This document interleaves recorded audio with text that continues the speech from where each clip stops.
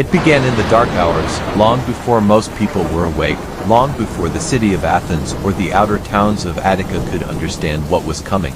And as the storm built over the Aegean Sea, as thunder rolled across the coastline and the first flashes of lightning lit the horizon, the heavy rain began to fall, first gently, then suddenly in thick sheets that hammered rooftops, cars, fields, and roads without pause. This is where our story begins, deep into the night, at a moment when everything was quiet except for the rising sound of the coming storm. And so, in the early hours of Adica, Greece, December 5, 2025, the country found itself in the grip of a violent weather system named Byron, a system that would go on to produce some of the worst overnight flooding the region has experienced in years. At first, residents described hearing a low growl of thunder far away, the kind that seems to vibrate through the walls. Then came the wind, a strong, sudden gust that rattled shutters, slammed loose signs against poles and began bending treetops. But the defining element of that night was the rain. People who were awake between midnight and 3 a.m. said the rainfall changed abruptly from normal winter rain to something far more aggressive, something that sounded like thousands of rocks hitting the ground. It poured so heavily that visibility dropped to almost zero. Streetlights glowed in a haze of water. The roads, normally reflective strips of asphalt, became dark, glossy pools. And within an hour, water levels in many areas of western Attica began to rise faster than anyone expected. In towns like Mandra, now Paramos, Megara and the surrounding villages, the first signs of flooding appeared before dawn. Water rushed down slopes, carrying with it dirt, gravel, leaves and anything loose. Small streams overflowed, drainage canals backed up, and low-lying neighborhoods were quickly submerged. People living on the ground floors of residential blocks woke up to the sound of water entering their homes. Some reported hearing furniture moving without being touched. Others said they opened their door and saw water already more than ankle deep outside. By the time the clock reached 4 a.m., emergency alerts were being sent out. The 112 system, Greece's national warning platform, issued urgent notifications instructing residents to leave basements, leave ground floors, move to higher levels immediately. Those who were already asleep were awakened by the buzzing of their phones and the echo of sirens in the distance. The warning messages repeated the same advice: avoid traveling, stay indoors unless evacuation is necessary, move away from areas prone to flooding. The tone was clear, direct, unmistakably serious, and yet, despite the alarm, many people did not fully grasp the scale of the situation until they looked outside. Streets they had walked on every day were now churning rivers. Cars that had been parked neatly along sidewalks were now pushed into strange angles, some half floating, others already submerged up to their headlights. Videos filmed from balconies in the dead of night showed water flowing through the streets with such force that it produced white foam around the wheels of vehicles. Flash after flash of lightning illuminated the chaos. Branches torn off trees, garbage bins swept away, pieces of metal and debris carried by the current. The storm Byron had been forecast, but not everyone expected it to hit with such intensity. Meteorologists had warned that a deep low-pressure system would bring heavy rainfall, thunderstorms, and winds to many parts of Greece. But the sheer volume of rain that fell in such a short time caught even seasoned observers off guard. In some places in western Attica, rainfall amounts reached extreme levels, hundreds of millimeters within hours. To put it simply, the land could not absorb it, the drainage systems could not handle it. The rivers and channels could not contain it, everything spilled over. One of the most dramatic scenes unfolded near the main roadways between Athens and Corinth. A section of the national highway was forced to close due to flooding. Traffic built up, not slowly but almost instantly, as cars came to a halt once drivers realized the road ahead was underwater.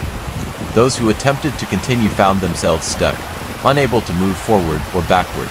Several motorists called emergency services begging for assistance, reporting that their cars were filling with water. A few managed to climb out through windows and stand on their roofs until help arrived. Rescue teams, already stretched thin, did their best to reach those who were trapped.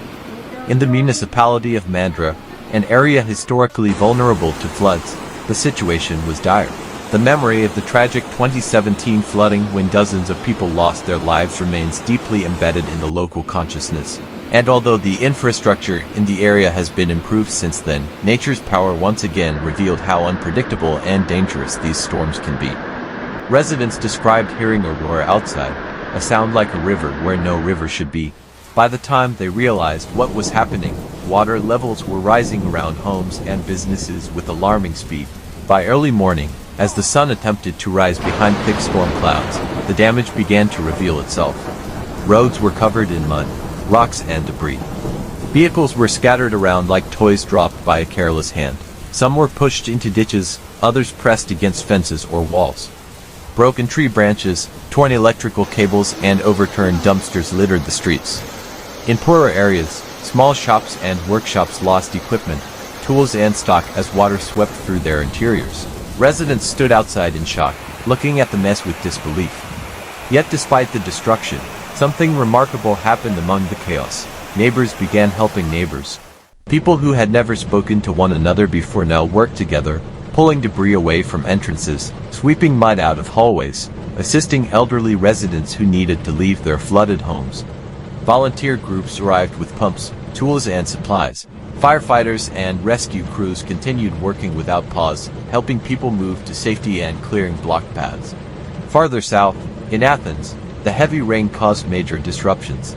Numerous neighborhoods experienced severe flooding, particularly in places with older drainage systems. Several major avenues were blocked by water, forcing cars to turn back or risk stalling. Bus routes were suspended or rerouted. Hundreds of calls were made to emergency lines requesting assistance with flooded homes, fallen trees or stranded passengers. Metro and tram lines experienced delays. With every passing hour, the list of affected areas grew. Meanwhile, reports came from the island's places like Rhodes, Crete and others where storms had already hit or were beginning to intensify. Streets were flooded, resorts saw water rushing through entryways, and residents struggled to stop water from entering their homes. In certain coastal areas, waves smashed into seawalls with tremendous force, throwing spray high into the air. Harbors were battered by waves, and several small boats were damaged or sunk. Public buildings closed, schools were shut down, and authorities urged people to remain at home unless absolutely necessary. Back in Attica, the emergency services continued their efforts. Pumping water out of flooded homes took hours. Clearing roads took even longer, as each road was blocked not only by water, but by branches, rocks and mud. Cleanup began as soon as the rain slowed, but progress was slow and conditions dangerous. For many, the sense of relief that the storm had passed was mixed with the dread of discovering what had been lost. Throughout the day, interviews with residents painted a vivid picture of the ordeal. One resident in the town of Megara described waking up to the sound of something banging against her door.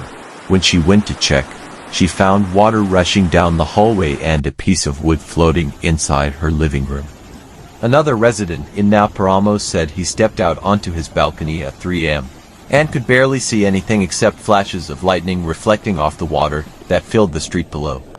In Mandra, a man described watching his parked car slowly drift away, powerless to stop it.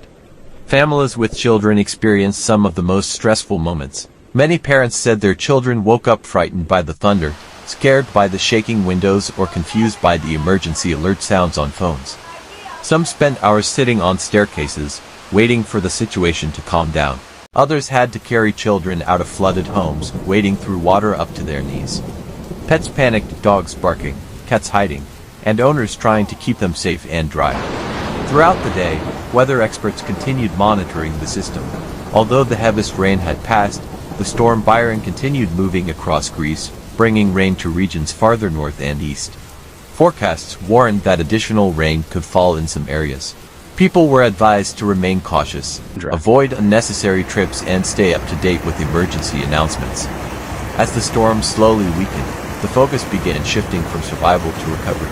Damage assessments showed the extent of what had happened. Roads washed out by mudslides, power outages in multiple districts, water-damaged homes needing repairs, businesses forced to close temporarily. Farmers reported damage to fields and equipment.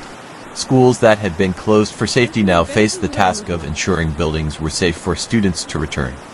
Entire communities were left with the enormous job of cleaning, rebuilding and supporting